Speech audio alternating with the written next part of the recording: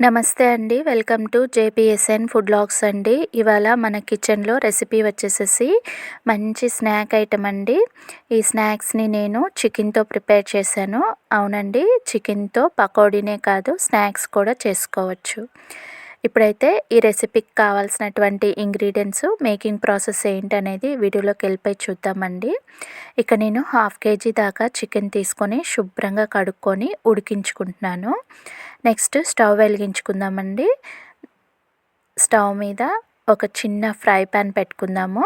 ఈ pan heat ఎక్కిన వెంటనే ఒక గుప్పెడంత పల్లీలు వేసుకుందామండి.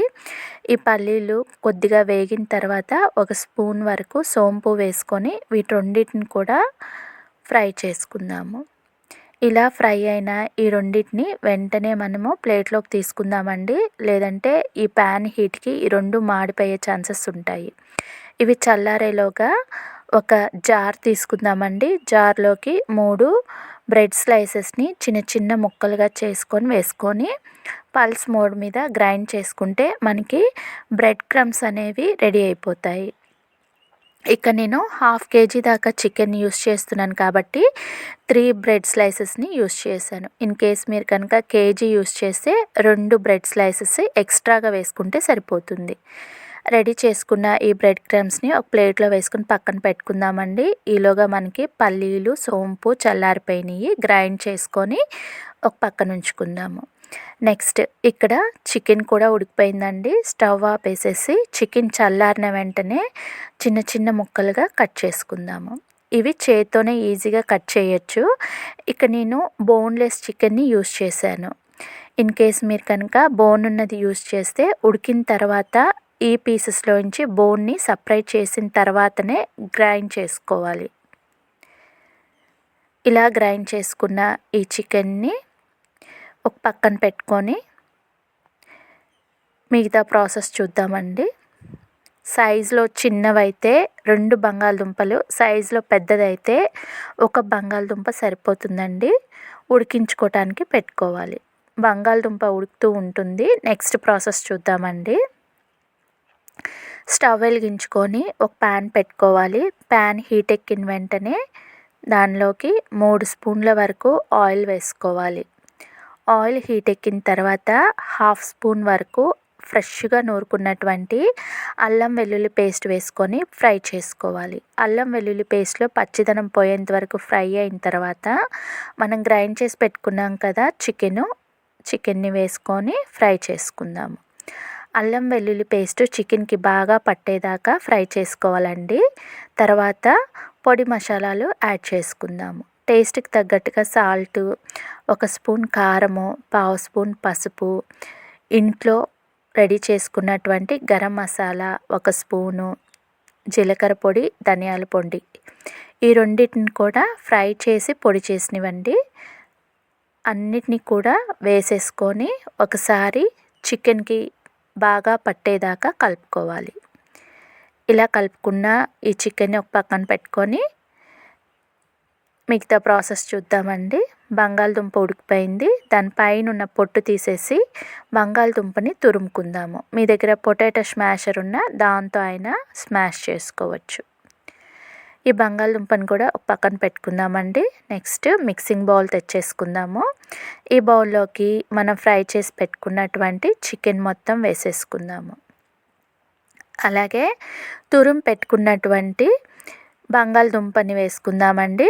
నెక్స్ట్ సన్నగా తరుక్కున్నటువంటి క్యాప్సికమ్ ముక్కలు, సన్నగా తరుక్కున్నటువంటి కొత్తిమీర, చీజ్, అలాగే నిమ్మ చెక్క రసము, 2 స్పూన్ల వరకు శనగపిండి, నెక్స్ట్ మనం రెడీ చేసి పెట్టుకున్నాం కదండి పల్లీలు, సోంపు పౌడర్ కూడా వేసేసుకొని మనం ఎక్స్ట్రాగా యాడ్ చేసిన ఈ ఇంగ్రీడియంట్స్ అన్నీ కూడా చికెన్లోకి కలుపుకోవాలి.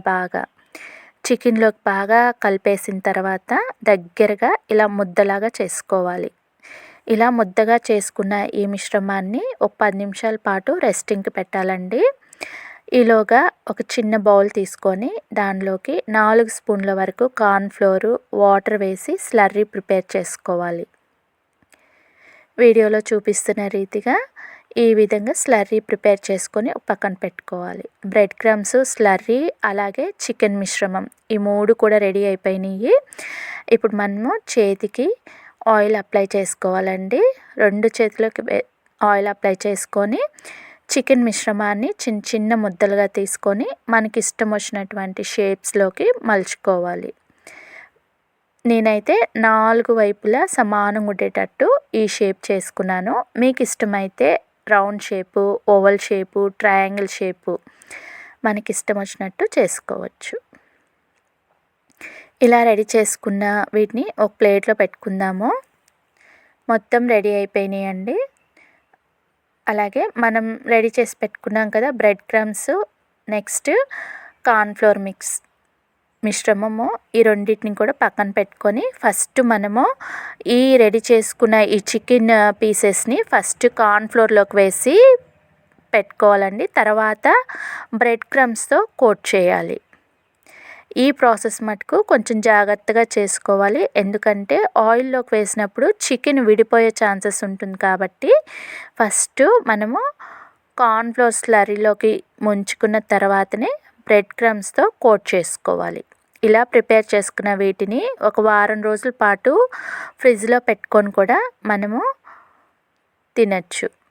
ఎయిర్ టైట్ డబ్బాలు ఉంటాయి కదండి, వాటిలో అయినా లేదంటే జిప్లాక్ కవర్స్ ఈజీగానే మార్కెట్లో అవైలబుల్లో ఉన్నాయి, వాటిలో అయినా వేసుకొని ఫ్రిడ్జ్లో స్టోర్ చేసుకోవచ్చు. ఇలా మొత్తం అన్నీ ప్రిపేర్ చేసుకొని ఒక ప్లేట్లోకి తీసుకున్న తర్వాతనే ఆయిల్ హీటింగ్కి పెట్టుకోవాలి. ఇక్కడ ఒక చిన్న రిక్వెస్ట్ అండి, నా ఛానల్లో నేను పోస్ట్ చేస్తున్న ఈ వీడియోస్ కనుక మీకు నచ్చినట్లయితే నా ఛానల్ని సబ్స్క్రైబ్ చేసుకొని నన్ను సపోర్ట్ చేయవలసిందిగా రిక్వెస్ట్ చేస్తున్నాను. ఎందుకంటే నేను పోస్ట్ చేస్తున్న ఈ వీడియోస్ మీ దాకా రావాలంటే మీరు తప్పకుండా సబ్స్క్రైబ్ చేసుకొని ఉండాలి. ప్లీజ్ నా ఛానల్ని సబ్స్క్రైబ్ చేసుకొని నన్ను సపోర్ట్ చేయండి. ఇక్కడ అన్నీ రెడీ అయిపోయినాయండి. ఒక ప్లేట్లోకి తీసేసుకున్నాను, ఒక పక్కన పెట్టుకుందాము. ఇప్పుడు ఆయిల్ హీటింగ్కి పెట్టేసుకుందాము. ఫ్లేమ్ అనేది మీడియం ఫ్లేమ్లో పెట్టుకొని మాత్రమే ఆయిల్ని హీట్ చేసుకోవాలి. లేదంటే ఆయిల్లో వేసిన వెంటనే ఇవన్నీ మాడిపోయే ఛాన్సెస్ ఉంటాయండి. కాబట్టి ఫ్లేమ్ మీడియంలో పెట్టుకొని ఆయిల్ టెంపరేచర్ని మెయింటైన్ చేసుకోవాలి. ఆయిల్ హీట్ ఎక్కిన వెంటనే 1 బై 1 ఆయిల్లోకి యాడ్ చేసుకుందాము. వేసిన వెంటనే వీటిని తిప్పడానికి ట్రై చేయకూడదండి. ఎందుకంటే 1 నిమిషం పాటు ఇవి వేగితేనే బ్రెడ్ క్రమ్స్ అనేవి వాటికి అంటుకొని ఉంటాయి. నెక్స్ట్ ఇవి ఈజీగానే ప్యాన్ నుండి సపరేట్ అవుతాయండి, కంగారు ఏమి ఉండదు. 1 నిమిషం పాటు ఫ్రై అయిన తర్వాత వెంటనే మరో పక్కకు తిప్పుకుందాము. చికెన్ని మనం ఆల్రెడీ ఉడికించి ఫ్రై చేసాము, బంగాళదుంపను కూడా ఉడికించాం కాబట్టి ఎక్కువగా ఫ్రై అవసరం లేదండి. ఓన్లీ కేర్ ఎక్కడ తీసుకోవాలంటే బ్రెడ్ క్రమ్స్ వేగేంత వరకు ఆయిల్లో పెట్టుకొని తీసేసుకుంటే సరిపోతుంది. ఇలాగా గోల్డెన్ బ్రౌన్ కలర్లోకి వచ్చిన వెంటనే వీటిని మనము ఒక ప్లేట్లోకి తీసేసుకుందాము. నెక్స్ట్ ఫస్ట్ బ్యాచ్ అయిపోయిందండి, సెకండ్ బ్యాచ్ వేసేస్తున్నాను. ఇక్కడ చూస్తున్నారు కదా, నేను ఇక్కడ మీకు సౌండ్ వినిపించలేకపోతున్నాను, కానీ చాలా క్రిప్సీగా వచ్చాయండి ఇవి. ఒకసారి మీరు కూడా ఇంట్లో ట్రై చేసి చూడండి, మీకే తెలుస్తుంది. ఇక్కడ నేను టేస్ట్ కోసం అనేసి చీజ్ కూడా యూస్ చేశాను. హెల్త్కి చీజ్ అనేది చాలా మంచిది. వీటిని మనము మయోనీస్తో లేదంటే సాస్తో అయినా తీసుకోవచ్చు, లేదంటే ఇంట్లో మనం గ్రీన్ చట్నీ అయినా ప్రిపేర్ చేసుకొని దాంతో అయినా టేస్ట్ చేసినా చాలా బాగుంటాయండి. ఒకసారి మీరు కూడా ఇంట్లో ట్రై చేసి చూడండి. ఇవాళ నేను సాస్తో ట్రై చేస్తున్నాను. ఒక పీస్ని నేను మీకు బ్రేక్ చేసి చూపిస్తాను చూడండి. మీరు కూడా ఒకసారి ఈ రెసిపీని ఇంట్లో ట్రై చేయండి. మీకు ఎలా కుదిరింది అనేది కామెంట్ సెక్షన్లో నాకు కామెంట్ చెప్పండి, ఎందుకంటే అది నాకు ఎంకరేజ్మెంట్గా ఉంటుంది. ఓకేనండి, మరో మంచి వీడియోతో నేను మీ ముందుకు వచ్చేస్తాను. ఇక్కడ చూస్తున్నారు కదా, నేను బ్రేక్ చేసి చూపిస్తున్నాను. ఓకేనండి, బాయ్ బాయ్.